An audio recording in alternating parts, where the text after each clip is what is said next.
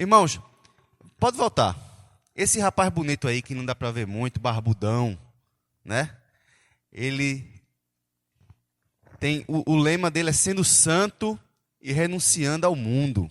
Olha o lema aí do Basílio de Cesareia. O versículo inicial eu não botei ali, que o autor do livro coloca, é Romanos 2,7. A vida eterna aos que perseverando em fazer o bem, procuram glória, honra e incorruptibilidade.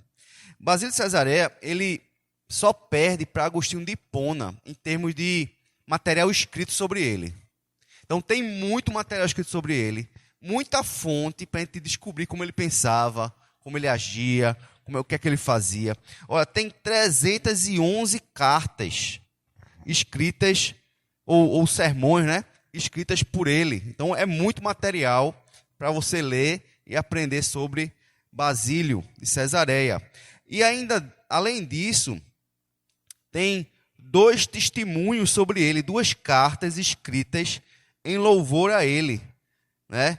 Escrita por seu irmão e seu melhor amigo. Interessante que ele tem um irmão mais novo e um melhor amigo. Basílio nasceu em 310, era o segundo filho da família, parece que são 5 na família. A mais velha é uma mulher chamada Macrina, que é uma mulher muito importante, que eu vou falar daqui a pouco sobre Macrina, na vida de Basílio. E ele tinha 2 irmãos, 2 amigos, um irmão e um amigo. Os 2 eram Gregório, são 2 Gregórios, né? O primeiro Gregório é o Gregório de Nazianzo, seu melhor amigo. O segundo Gregório é o Gregório de Nissa, que era irmão mais novo de Basílio. Os 3, aí, Gregório de Cesareia, Basílio, né, Cesareia, Gregório de Nazianzo e Gregório de Nissa, eles são os 3 chamados pais capadócios.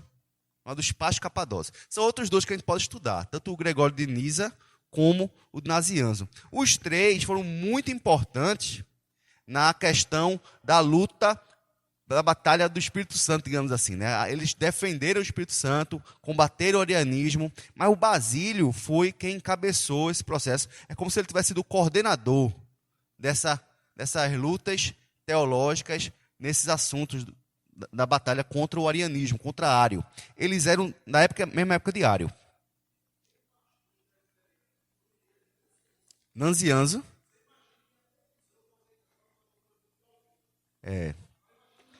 Nazianzo é um nome esquisito, viu? Porque Nazianzo, na verdade, é uma região, né? Uma cidade. Nazianzo, certo? Então, a Capadócia, onde é a Capadócia? Quem sabe dizer para mim onde é a Capadócia? Capadócia é um país. Turquia, tá ali, né?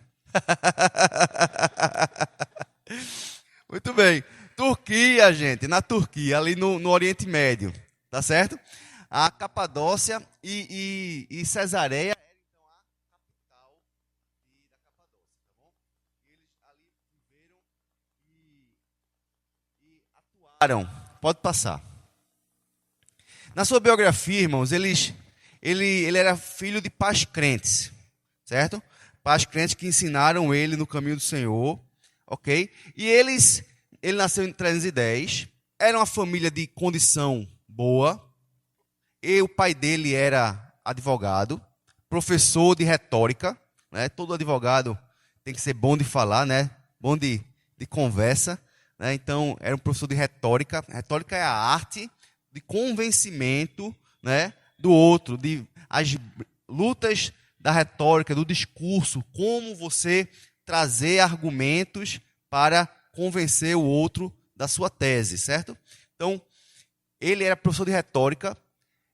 Agora, ele foi neto de avós e avós, né? Todos perseguidos. Eu vou explicar um pouquinho sobre isso daqui a pouco, porque a época que ele nasceu em 310 aproximadamente, mas em 306, Constantino, o famoso rei Constantino, ele trouxe o cristianismo como religião oficial de Roma. Então, o Império Romano tornou-se cristão. Mas antes disso, com Dioclécio, houve a maior época de perseguição da história. Dioclécio foi pior do que Nero. Diocleciano foi pior do que Nero. Então, a época de Diocleciano, a perseguição era intensa contra os crentes. Então, veja, na época dos avós de Basílio, a perseguição era pesada. O avô paterno de Basílio foi martirizado, foi morto por causa do evangelho. Os avós maternos passaram 5 ou 7 anos vivendo em cavernas, em florestas, fugindo da perseguição. Então, a família de Basílio era uma família crente, fiel, que foi perseguida, e os pais de Basílio foram criados dessa forma, como pessoas que amavam o Senhor, para testemunhar o nome do Senhor. Mas, em 306, tudo muda. Uma canetada muda tudo de uma vez. Porque agora, com Constantino, ele declara que todo mundo agora tem que ser cristão. A perseguição agora era contra quem não era crente. Então, de um dia para o outro, os crentes que eram perseguidos passam a ser agora parte do governo. Favorecidos. Né? As igrejas, todas as igrejas pagãs, tinham que agora ser igrejas cristãs. Isso é bom ou ruim? Isso é bom ou ruim, gente? É bom e ruim. Isso é bom e ruim. Ser perseguido é bom, irmãos? É bom e ruim. A perseguição ela é boa e ela é ruim ao mesmo tempo. É ruim porque você está sofrendo. E sofrimento é ruim. Ninguém quer estar sofrendo, sendo espoliado, tendo sua vida, sua casa confiscada, sendo preso por causa do evangelho. A gente quer ter uma vida boa, lógico, isso é normal. Mas, ao mesmo tempo, a perseguição forja também uma igreja cristã pura. Porque só quem é perseguido é porque não cede não nega a sua fé. Quando a gente nega a fé, não tem perseguição. Certa vez perguntaram, eu acho que foi Augusto Nicodemo que perguntou assim, a igreja cristã de hoje em dia, ela é menos santa porque não há perseguição? Augusto respondeu que não. Nós somos menos perseguidos porque não somos santos. Que se fôssemos santos de verdade, seríamos também perseguidos. Né? Se tivéssemos uma vida, uma postura realmente cristã, autêntica, levantássemos nossas vozes contra a maldade, nós seríamos mais perseguidos. Mas muitas vezes a gente se acovarda e aí a perseguição não chega na gente. Né? Então, naquela época, tudo muda numa canetada e agora os não cristãos tinham que entrar para a vida cristã. A gente vai falar um pouquinho mais sobre isso daqui a pouco, certo? Então, veja, depois da morte do pai, ele tinha 10 anos de idade aproximadamente, ele vai então passar a estudar, conhece então o Gregório Nazianzo, tornam-se grandes amigos. No livro aqui, ele fala do seu amigo, da amizade, da alegria que era ter o Gregório Nazianzo como amigo. Eles foram muito amigos realmente, certo? E em 350, os dois vão estudar retórica, então, em Atenas. Atenas, Grécia, né? Um palco da filosofia, um palco da sabedoria e do conhecimento filosófico humanista.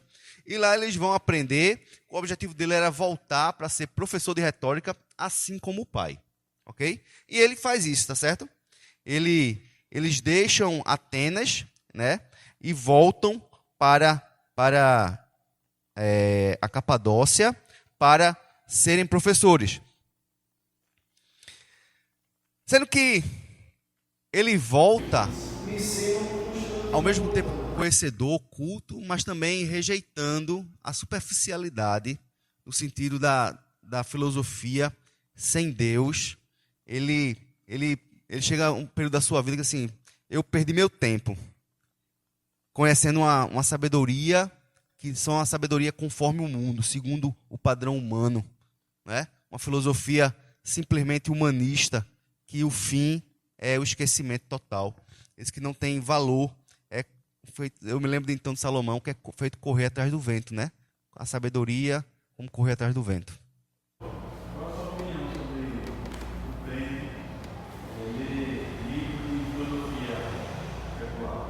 Eu acho bom. Eu acho bom. A filosofia ela tem muita coisa que boa. Ela não é perfeita, porque muitas tem filósofos cristãos também, né? A filosofia ela é boa. A filosofia de Platão, de Aristóteles, a base cristã vem da filosofia de Aristóteles, né?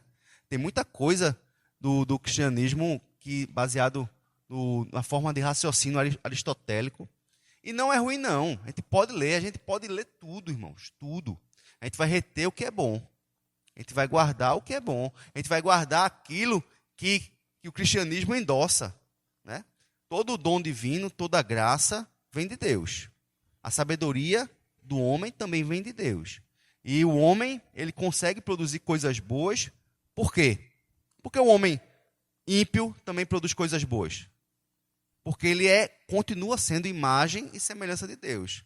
Criativo, inteligente, né? O ser humano ele pode sim criar coisas boas. E não é só porque não é de crente que eu vou rejeitar totalmente, tal. Ah, não vou cantar uma música porque essa música não é cristã. Então não cante nem parabéns para você. Porque parabéns para você também não é de crente, né? Então não entremos nos extremos, tá? Leia tudo. Retenha o que é bom. Retenha o que é bom. Pode ler Aristóteles, Platão, pode buscar conhecimento, né? Não tem problema nenhum, não. Exato. Sim, sim.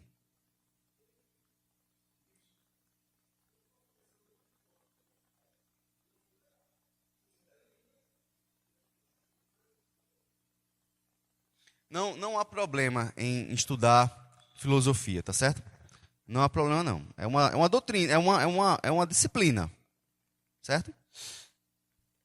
Se você estudar na faculdade, no seminário, a gente estuda filosofia também, né?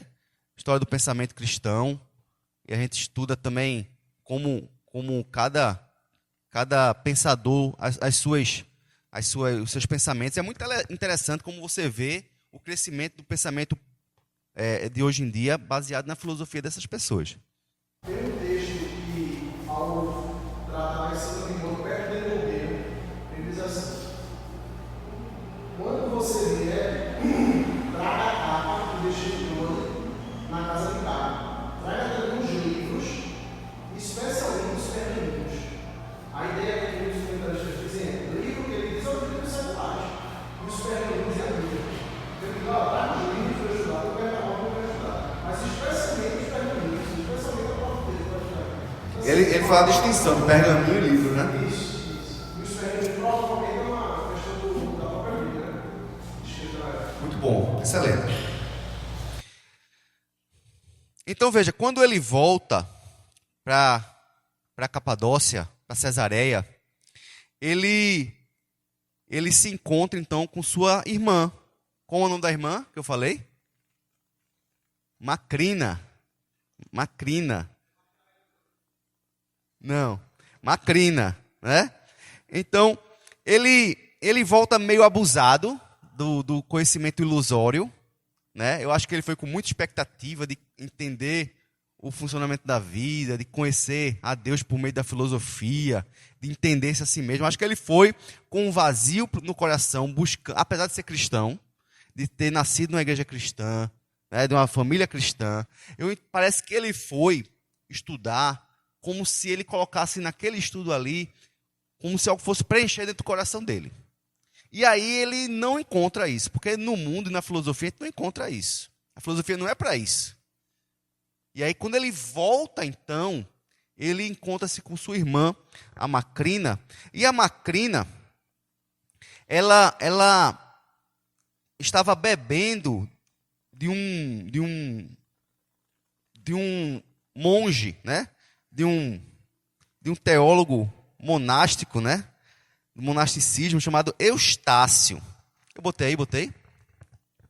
Em 355, volta para Cesareia, como professor de retórica, como seu pai.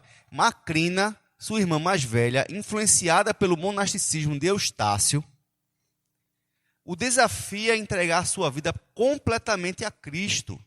E nesse mesmo ano, ele se converteu ao Senhor.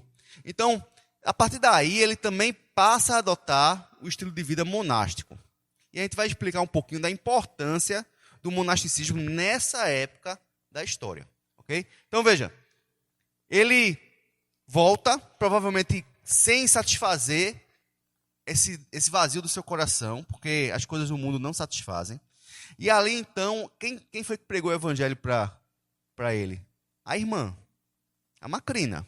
Macrina foi aquela pessoa que realmente disse, olha, você precisa entregar sua vida a Deus completamente, para que esse vazio que há na sua alma, que não pode ser preenchido pela retórica, nem pela filosofia, possa ser, então, alcançar o seu coração. E ele decide, então, entregar a vida dele a Deus e entregar completamente uma vida monástica. A vida monástica, irmãos, a gente tem uma visão, qual é a visão que a gente tem de monge, de monastério? Você já viu em filmes, né? Todo mundo já assistiu filmes aqui que mostra aqueles monges, tudo com aquela cuinha, né? Cortado o cabelinho assim, né? Só aquela cuinha, aquele cabelinho de monge, aquela roupa marrom, não é isso? Qual é a visão que vocês têm de monge? Da religião hinduísta, da religião também, né?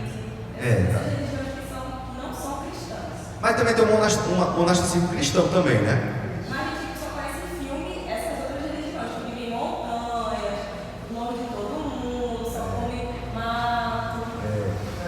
Tem um filme que eu ouvi, né? Em Nome da Rosa, que é bem conhecido. Já ouvi falar. São monges, né? Para descobrir o que era a história, né? Que ia ser perdida, eles guardam e começa a investigação, onde vai vir nada. É o nome da Rosa. O nome da Rosa. O Nome da Rosa, né? Eu já ouvi falar desse livro, desse E filme. tem filme também. Eu já ouvi falar. Eu nunca vi não, mas vou procurar.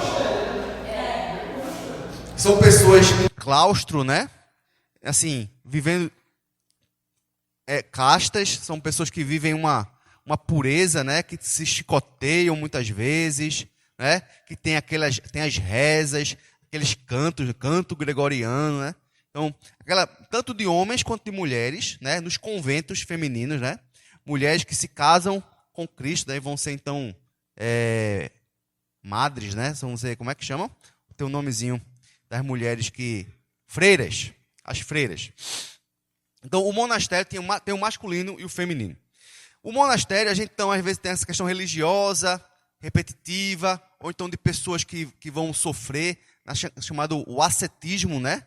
Pessoas que são ascéticas, no sentido de sofrimento, que infringem a si mesmos, seus corpos, o sofrimento. O próprio Martinho Lutero era um monge, né? Qual era a denominação de Martinho Lutero, quem sabe? Agostiniano. Mas tem a ordem agostiniana. Católico, mas da ordem agostiniana, porque tem os agostinianos, tem os franciscanos, tem o pessoal que veio aqui para o Brasil, tem dominicano, mas os jesuítas que vieram para o Brasil, a ordem dos jesuítas. A ordem dos jesuítas, irmãos, foi um monastério criado para combater a fé reformada, foi a contra-reforma. Foi uma das atitudes da contra-reforma, foi formar a ordem dos jesuítas, que eram os soldados de Cristo, que viriam para o mundo para evangelizar, para combater a reforma protestante. Foi um dos fatores da contra-reforma. Então, os monastérios, eles invadiram toda a Europa, toda a Ásia, né? Também a África, também aquele norte da África. Os monastérios, eles foram muito importantes em vários aspectos. Porque ele precisou se tornar um monge. Veja, nos séculos, como a gente viu, nos séculos de 2 a 4, o que é que havia? Muita perseguição. Você podia criar um monastério? De jeito nenhum. Seria destruído. Né? Você não tinha nem igreja. Não poderia ter uma igreja. Perseguição ferrenha. Os crentes se reuniam em florestas, se reuniam em cavernas, se reuniam escondidos, como muitos hoje em dia ainda fazem assim. Né? A cortina de ferro na década de 50, 40, ali na União Soviética, depois na Guerra Fria. Então, hoje mesmo, em dia, existe muito crente se reunindo em cavernas, na Coreia do Norte, e em vários lugares do mundo, há perseguição na Índia. Então, ainda hoje há esse tipo de crente que se reúne escondido. E naquela época era assim, em toda a Europa. Então, não tinha como ter monastérios. Mas depois, como eu falei, que entrou, então, a religião cristã tornou-se uma instituição oficial. Então, você não precisava mais se esconder. Pelo contrário, você agora tinha chancela do governo para cultuar. Você, na verdade, até quem não era cristão, tinha que se tornar cristão na força. Então, o paganismo, foi o que aconteceu? Invadiu o cristianismo. Há quem diga que foi aí quem começa também o culto aos santos.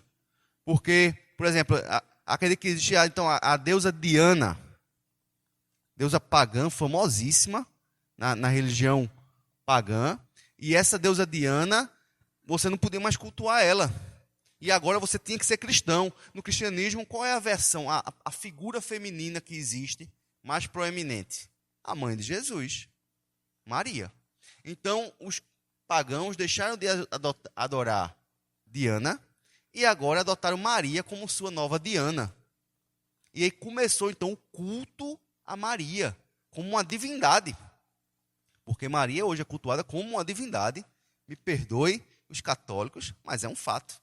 Não sei se vocês já viram, tem um vídeo rolando na internet de um grupo assim de pessoas. Imagina como se fosse um culto no lar, algo assim. Uma imagem de Maria deste tamanho. E as pessoas cantando mesmo, louvores a Maria. Louvores declarados a Maria, assim. E as pessoas cantando e louvando, né? Parece um culto do Hillsong, né? A comunidade Hillsong. Parecia Hillsong. Sei que um Hillsong católico. Então, no culto a Maria, é culto a Maria. E começou quando? Aí, em 310, 315, a partir daí. Porque agora era obrigatório. Então, como o paganismo entrou, antigamente a divisa entre ser cristão e não ser cristão era se você era um mártir ou não. Se você estava disposto a morrer, ali era um cristão. Se você não estava disposto a morrer, você não era cristão. Então existia esse limite, era muito claro o limite. Ninguém tinha dúvida de quem era cristão e quem não era. Porque o cristão estava ali disposto para a morte. Eram confiscados, tinham que fugir, Então esse era o cristão.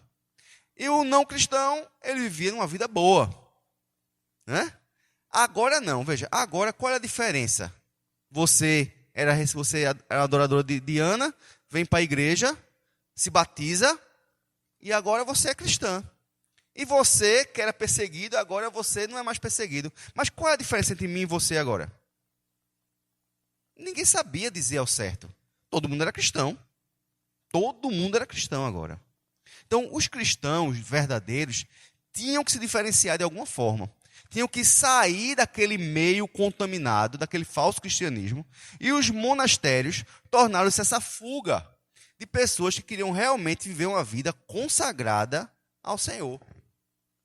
Uma vida de fervor e de santidade. Então, foram então formando-se os monastérios a partir do século IV.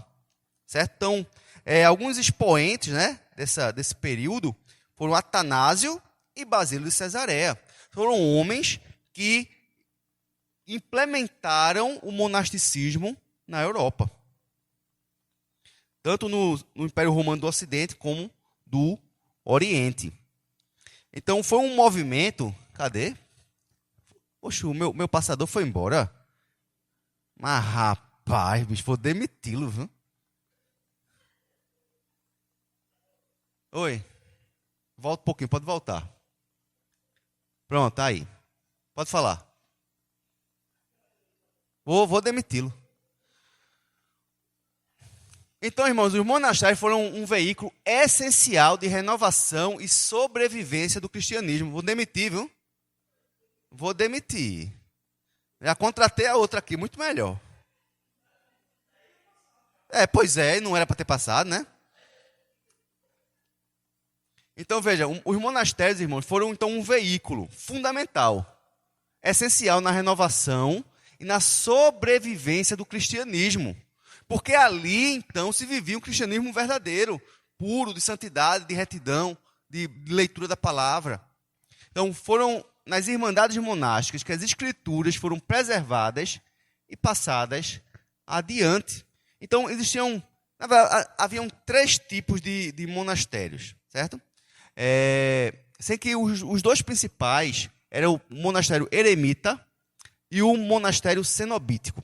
Assim que ele se converteu, foi o que ele decidiu fazer. Ele decidiu conhecer todos os tipos de monastério. Já que eu vou ser um monge, eu vou conhecer todos os tipos de monastério. E ele saiu viajando. Ele foi para a África, para o Egito, né? Ele foi para o Oriente Médio. E ele foi rodando, conhecendo os monastérios e vendo como funcionava. E ele tem algumas frases dele que ele ficou impressionado com esses monastérios. Deixa eu ver se eu acho aqui.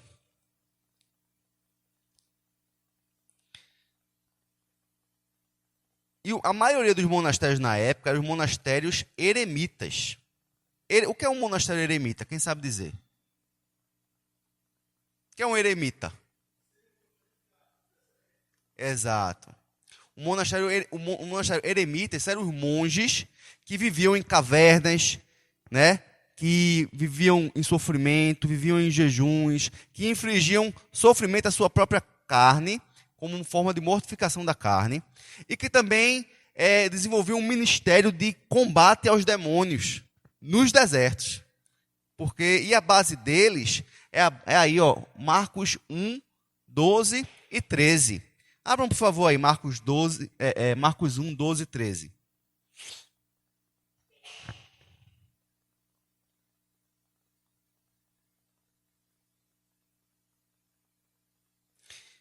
Isso tinha essas comunidades ascéticas, né, de sofrimento, eremitas, tinha na Mesopotâmia, na Síria, na Palestina, no Egito, né?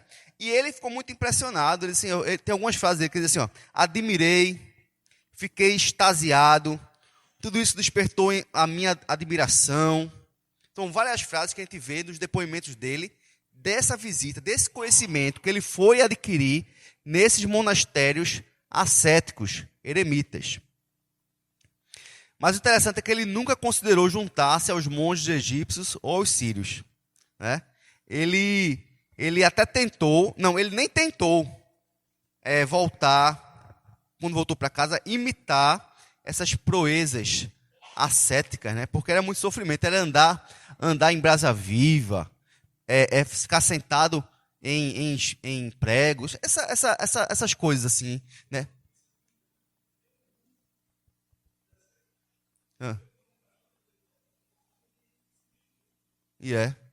Pronto. Então ele disse: olha, eu achei muito interessante, mas eu estou fora. Leiam, por favor. Vamos ver a base aí desse pessoal, desses monastérios eremitas. Leiam, por favor, aí Marcos 1, 12 e 13.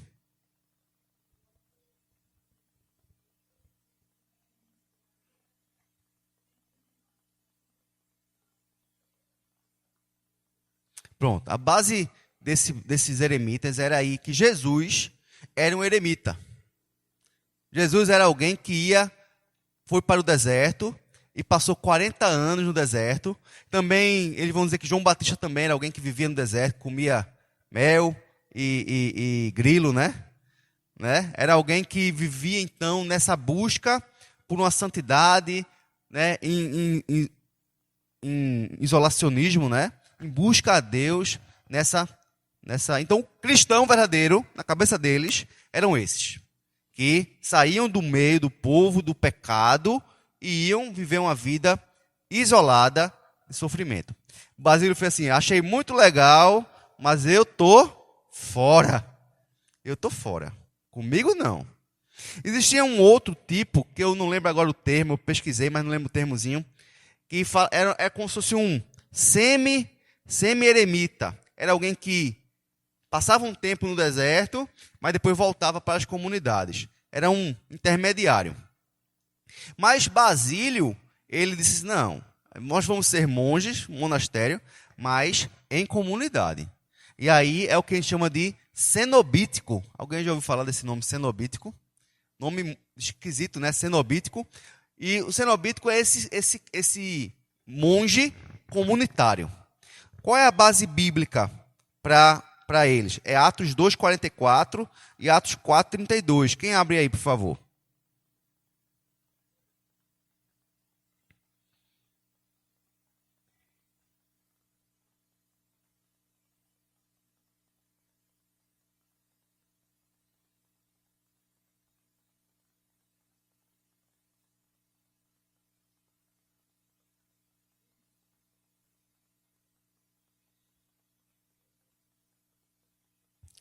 Quem abriu aí, por favor? Atos 2:44. 24, né? Desculpe. É 44 mesmo. É 44, desculpe. É que eu botei ali errado.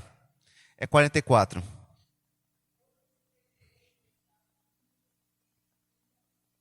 Todos que creram estavam todos juntos e tinham tudo em comum. Essa era a base de Basílio. O outro texto é 4:32.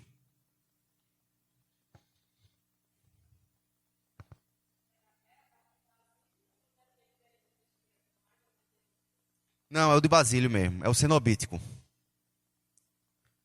A linha cenobítica, né? Quem é que diz aí 4:32?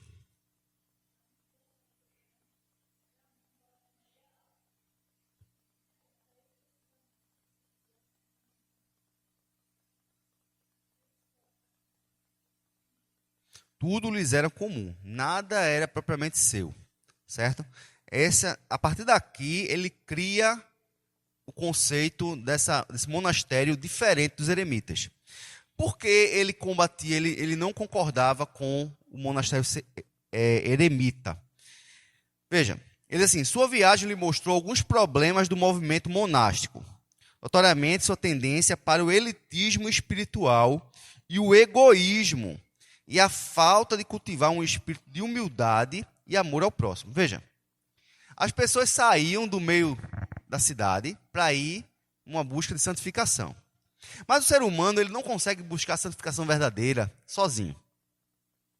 Porque eles consideravam-se, então, uma elite espiritual.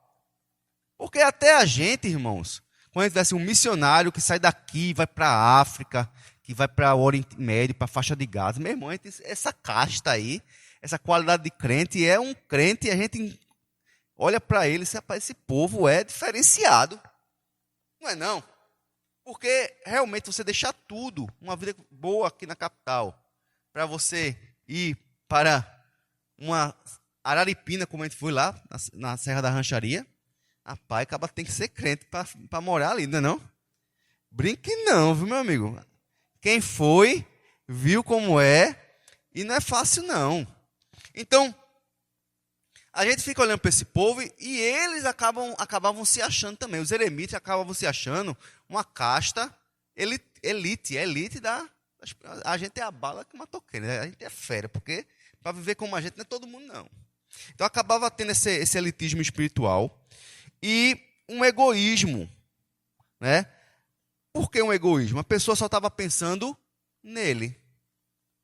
Estava pensando na sua vida espiritual, estava pensando no seu relacionamento com Deus e não estava preocupado com os outros que estavam morrendo sem Cristo. Morrendo sem Cristo.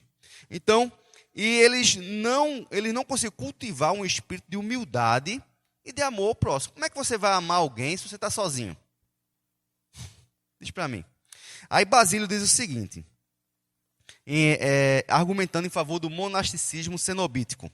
Ele assim, como esse monge mostrará sua humildade se não há ninguém com quem ele possa comparar-se? E assim confirmar sua maior humildade. Como ele dará evidência de sua compaixão se preparou a si mesmo, como ele dará evidência de sua compaixão se separou a si mesmo da associação com outras pessoas? Como ele se exercitará na paciência se ninguém contradiz os seus desejos? Como? Essa visão assim, porque o padre ele é mais santo porque ele negou o casamento. Ele não se casa, ele nega a sua carne, decide viver uma vida só para Deus. Qual é a visão que a gente tem inicial de um homem que assim dedica a sua vida de forma casta, de forma, como é que tem um nomezinho para quem não se casa? Celibato. Aí tem, rapaz, uma pessoa que é celibatária por amor a Cristo, esse cara é mais crente que os outros, não é não? A visão que nós temos colocado no nosso coração é que uma pessoa que nega a família, ela é mais crente. Mas, irmãos, crente mesmo é o homem que escuta o moído todo dia e... Acaba que escuta o moído todo dia. E segura, assim, né? Em oração. Esse homem é um homem santo. Estou brincando, irmãs. O contrário também é verdadeiro, viu? A mulher mais crente é aquela que serve e que consegue ter paciência, controla a língua, né? E que vive uma vida de relacionamento. Por quê, irmãos? Porque o relacionamento, o ferro afia o ferro. E nós aprendemos a viver uma vida cristã no casamento, nos relacionamentos. Como a gente vai aprender a ter paciência com os filhos se a gente não tem filho? Quando a gente tem filho, irmão, é que tem que ter muita paciência. Tem que aguentar o tranco, né? Aí você faz o leite para o menino, dá para o menino, você cansado, papai quer um leitinho, aí você vai lá e faz o leitinho. Quando entrega, quero não. Tem que ter uma paciência, olhe, não é não? Hã? Ou então derrama no chão, suja a cama. Veja, tem que ter uma paciência. Um monge desse não vai adquirir paciência assim nunca. Por quê? Porque ele não tem filho. Não escuta o moído. Então, não tem. Então esse cara tem paciência? Não tem paciência. Ele sabe nem o que é isso. Porque não sofreu o que a gente sofre, não é, Elton? Então o homem crente, casado, ele é alguém que está sendo forjado por Deus no casamento. E a mulher... da mesma forma. Então, eu estou brincando, mas a vida de relacionamentos, tanto conjugal, quanto de igreja, faz com que Deus usa a igreja, Deus usa, irmãos, aquele irmãozinho, que é um espinhozinho na carne, para trabalhar na nossa vida.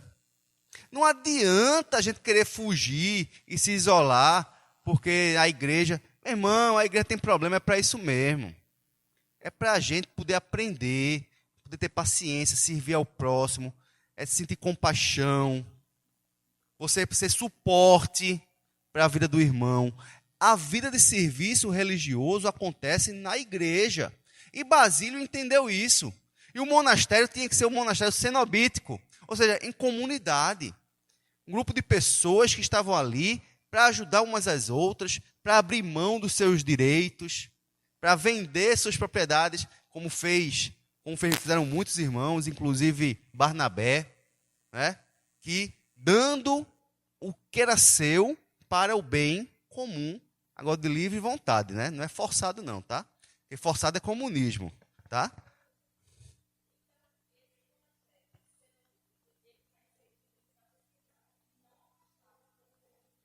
Formavam uma sociedade afastada.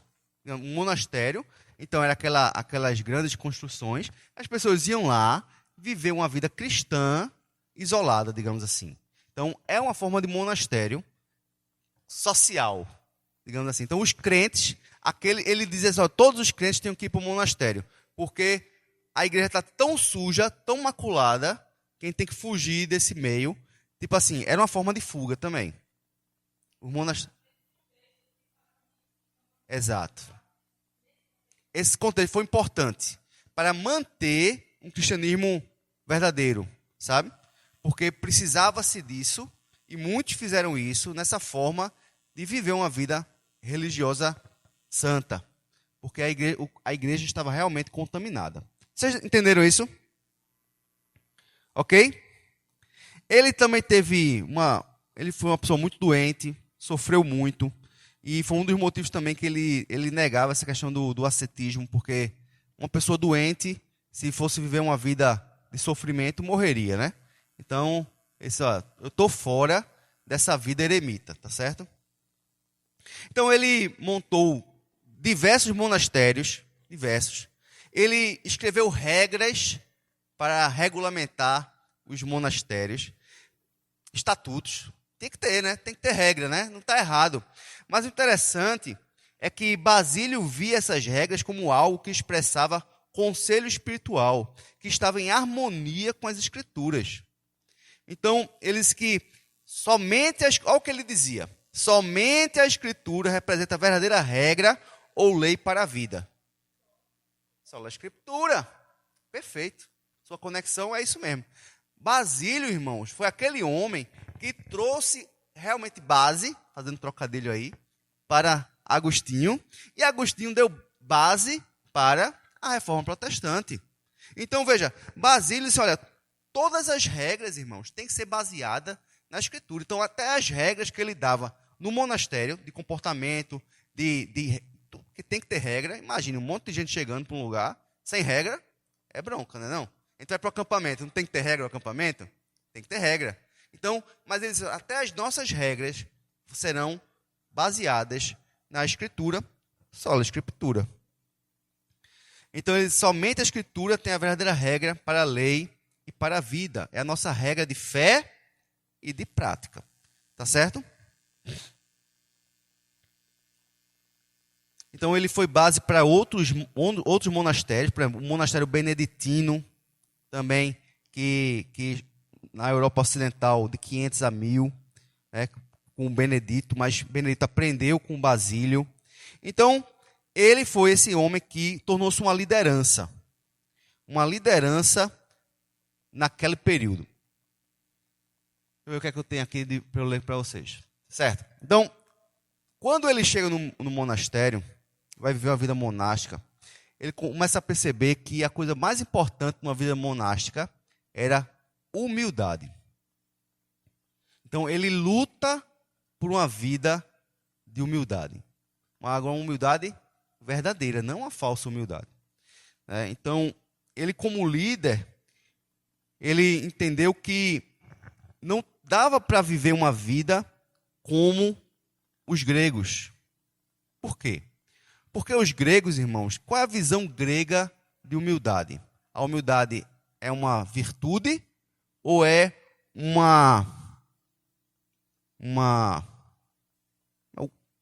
um defeito? Algo ruim? Né? Para o grego, a humildade é um defeito. Uma pessoa humilde é uma pessoa fraca. A visão grega, a visão pagã de humildade é fraqueza. Alguém que é humilde é uma pessoa fraca e não uma pessoa proeminente. E aí ele então separa-se completamente daquele estilo de vida grego, porque ele entende que a humildade é a base cristã. Ele diz que o Cristo é a humildade encarnada. Assim ele fala de Jesus. Aí veja, então em contraste aos pagãos, a verdadeira característica dos crentes tem que ser a humildade. Então, ele baseia a humildade e a salvação nesse texto aí.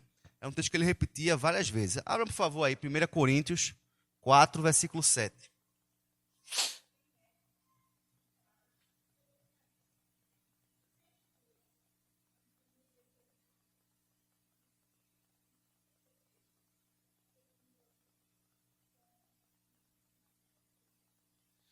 Amém. Veja, lê de novo, bem alto. A primeira parte.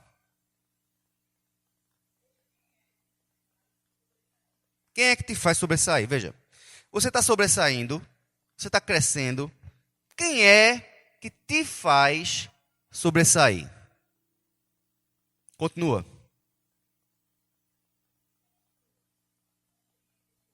O que tens tu que não tenhas recebido?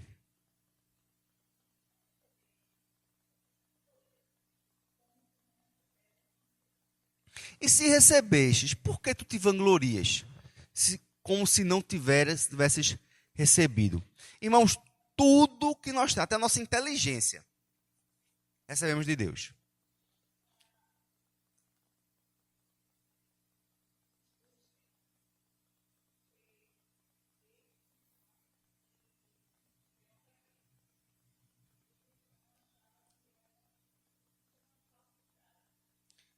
O cristão entende como a humildade é como uma virtude. Assim.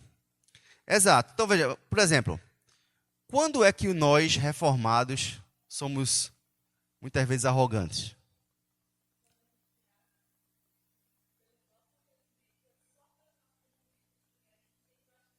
É,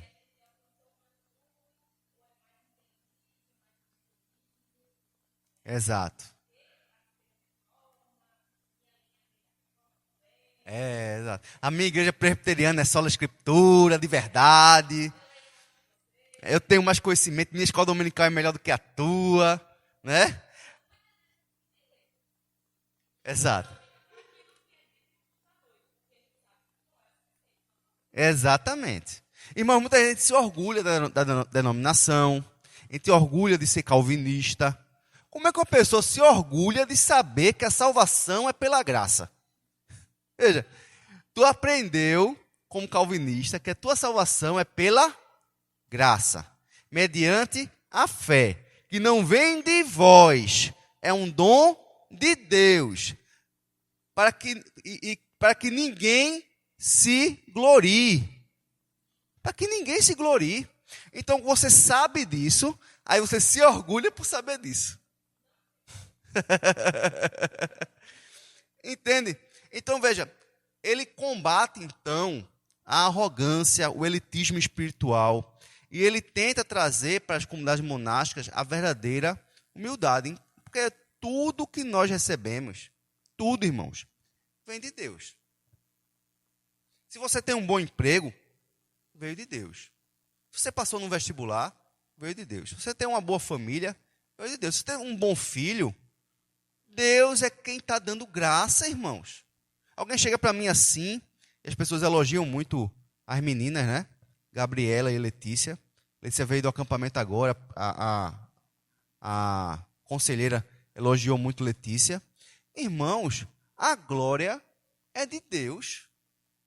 Porque se a gente não tomar cuidado, a gente... minha educação, tá vendo?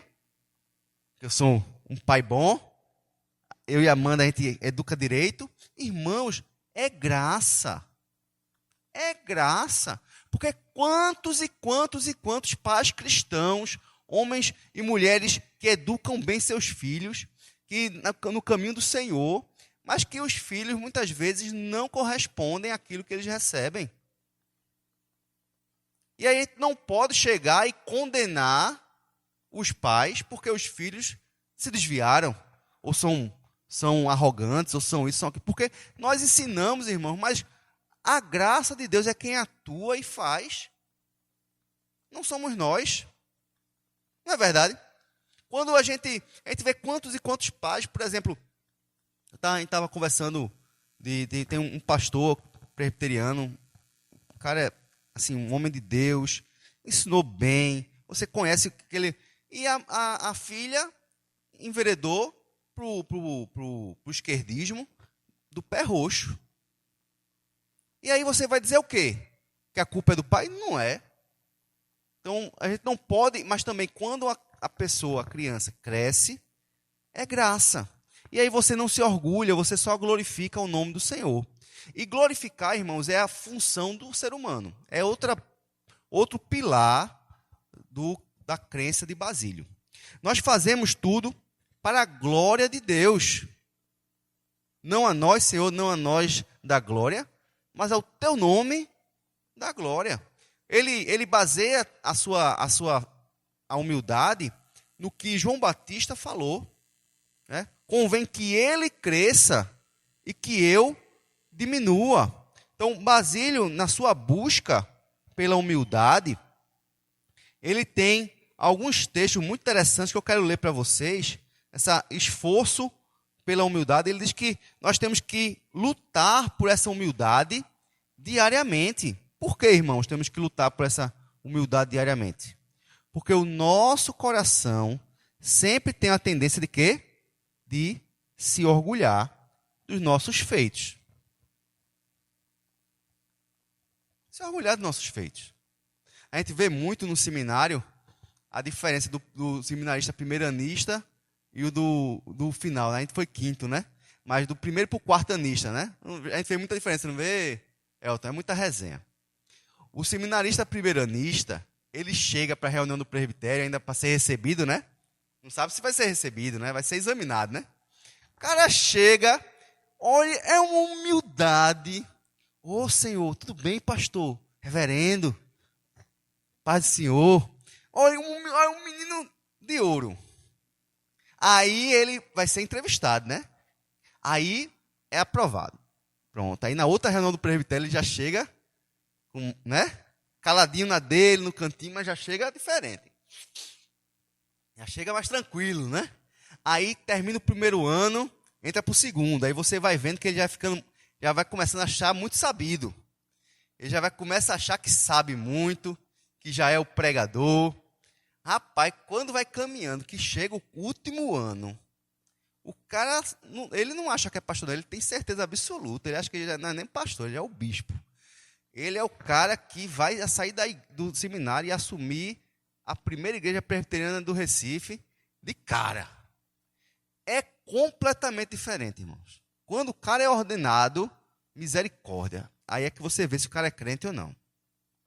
Porque quando ele é ordenado, é que você vai olhar e ver se ele realmente é um homem humilde ou não. Ou se era só uma capa. Porque aquele período de teste passou, agora ele bota as unhas de fora e mostra quem é. Irmãos, a gente vê isso direto. Não é não, Elton? É direto. Enquanto é seminarista é uma coisa, quando se torna pastor, só a graça de Deus na vida do cidadão. Quem vê muito isso também é o presbítero Pedro, que participa muito da reunião, né, Pedro? Pedro percebe isso também, a diferença que é quando é seminarista e quando depois é ordenado, como muda as coisas, tá certo? Muda demais. Então, a verdadeira humildade, irmãos, precisa ser uma luta constante. Então, Basílio explicando como é necessário que homens e mulheres se esforcem por ser humildes. Eu vou ler aqui um trecho, tá certo? Do que ele fala. Se o homem tivesse permanecido na glória que possuía com Deus, ele teria uma dignidade verdadeira e não uma dignidade fictícia. Pois ele seria enaltecido pelo poder de Deus, iluminado com sabedoria divina e tornado feliz na posse da vida eterna e suas bênçãos. Mas, visto que ele parou de desejar a glória divina, na expectativa de um prêmio melhor, e se esforçou pelo inatingível, ele perdeu o bem que estava em seu poder possuir. A salvação mais segura para ele, o remédio para os seus males e o meio de restauração ao seu estado original está em praticar a humildade, não imaginando que possa reivindicar qualquer glória por meio dos seus próprios esforços, mas buscando-a de Deus. Então, eles olham, irmãos, a glória do homem está em glorificar o nome do Senhor. Ele fala também assim, mas o que é verdadeira glória? E o que torna o homem grande? O que se gloria, diz o profeta, gloria-se nisto, em me conhecer e saber que eu sou o Senhor. Jeremias 9, 24. Isto constitui a mais elevada dignidade do homem, isto é, a sua glória e grandeza. Conhecer verdadeiramente o que é grande e apegar a isto e procurar a glória do Senhor da glória. O apóstolo nos fala, diz ele, né? Aquele que se gloria, glorie-se no Senhor, dizendo, o qual se nos tornou da parte de Deus sabedoria, justiça, santificação e redenção, para que, como está escrito, aquele que se gloria, glorie-se no Senhor. 1 Coríntios 1, 30 e 31.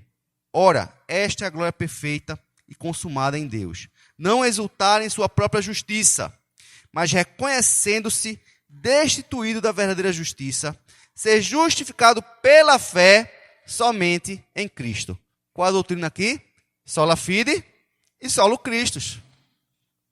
Então, a base da reforma protestante, irmãos, está em Basílio.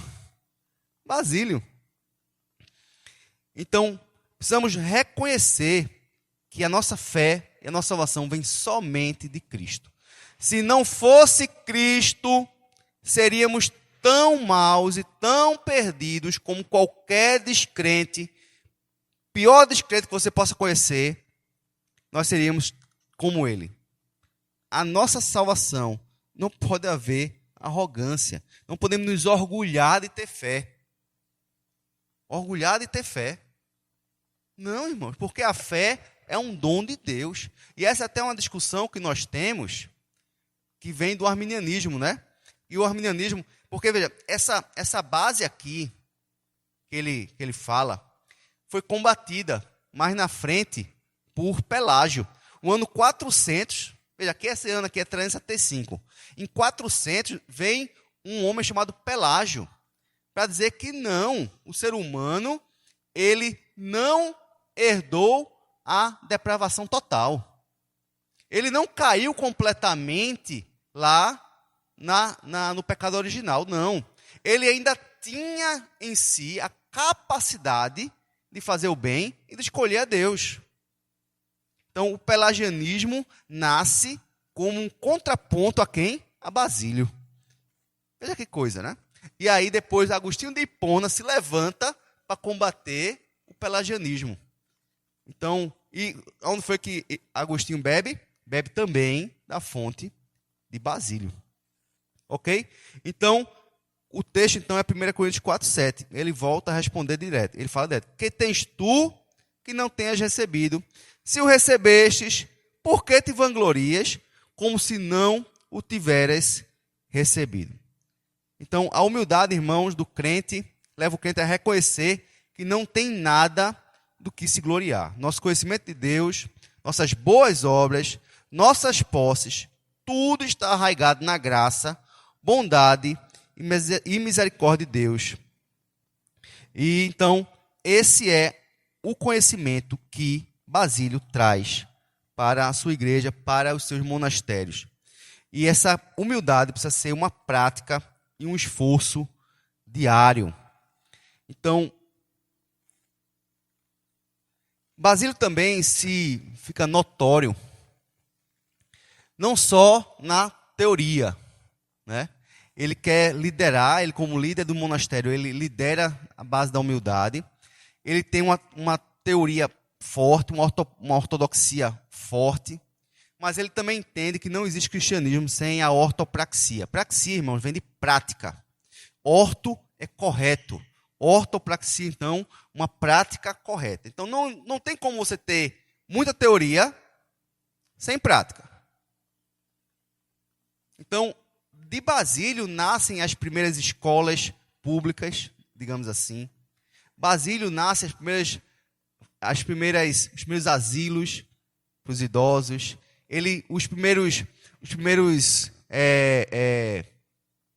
Os conventos viravam também creches para as crianças. Os monastérios também viravam hospitais para os doentes. Então, ele começa a usar daquela força de pessoas cristãs que estavam no monastério para servir a comunidade. Então, a ortopraxia dele, essa entrega... Lembra que ele era um homem rico, de posses? Ele vendeu tudo para cuidar dos pobres, dos necessitados, dos órfãos, das viúvas. Então, ele introduz os primeiros princípios de escola pública, né, que nós temos hoje, né, de hospitais, nasce com Basílio. Então, essa luta dele, o verdadeiro cristianismo é tanto ortopraxia como ortodoxia, como ortopraxia. E para terminar, eu quero ler aqui um trecho de como ele pensava e vivia. No âmago da experiência monástica de Basílio, havia uma paixão vitalícia por ser um homem santo. Ele entendia corretamente que a vida cristã não é apenas uma aceitação de certas noções ortodoxas, assim como a Igreja Universal é muito mais do que um sistema coerente de crenças ortodoxas. Tanto para o cristão individual como para a Igreja, é uma vida de santidade vivida em humildade para a glória de Deus. O verdadeiro cristianismo é tanto ortodoxia como ortopraxia. E ambas essas coisas, para Basílio, estão arraigadas na obra do Espírito Santo de dar vida. Então, ele, a partir disso, ele coloca então esse limite entre os verdadeiros cristãos e os falsos cristãos. Qual era o objetivo dele? Era que pudessem perceber quem é que estava na igreja e que não era crente. Lembra da enxurrada de gente que entrou na igreja? Isso, olha, não adianta só você entender um monte de regras, de doutrinas, de dogmas, aceitar e ser batizado. Isso não é cristianismo. Isso não é cristianismo. A vida cristã é uma vida de santidade para a glória de Deus, uma vida de serviço ao próximo, por isso que a vida monástica era tão importante para ele. E isso não é diferente, irmãos, no dia de hoje. Como é que nós conseguimos hoje diferenciar um crente de um descrente? Muitas vezes a gente acha que o crente é aquele que está em todos os cultos. Fulano está em todos os cultos, todas as reuniões, é um crente. Mas em casa, bate na mulher, em casa, enche a cara, no trabalho é mentiroso, vive uma vida dupla do lado de fora, tem outro casamento fora, a vida é uma bagaceira, mas está todos os cultos. E ele vai dizer, não, a vida cristã verdadeira, a vida de santificação. Ele queria então colocar esse novo limite. Tá tudo bem, está todo mundo na igreja, mas o verdadeiro cristão não é aquele que vive uma vida somente da teoria. Conhecimento, um cabeção, mas prática, zero. Sabe muito, mas não ajuda o próximo. Sabe muito, mas não estende a mão. Sabe muito, mas não vive uma vida que Cristo ensinou. Então, Basílio traz essas noções, esses ensinamentos para a gente, que são fundamentais para a igreja cristã de hoje em dia. Humildade, uma vida para a glória de Deus, uma vida de santidade, uma vida de regras baseada na palavra de Deus. Amém, irmãos? Nós não terminamos. Ainda tem muito para falar de Basílio. Agora a gente vai entrar na próxima semana nas polêmicas, nas lutas, nos entraves teológicos dele. Os entraves contra o arianismo e outros mais. Tá certo? Sabelianismo e outros mais. Então, tem muita coisa. Hoje foi um estudo mais, como é que eu posso dizer? Introdutório e biográfico. E também para a gente entender a vida cristã, né? Da época. Mas agora a gente vai entrar na semana que vem na questão mais teológica da vida de Basílio. Tá bom, irmãos? Vamos ficar de pé?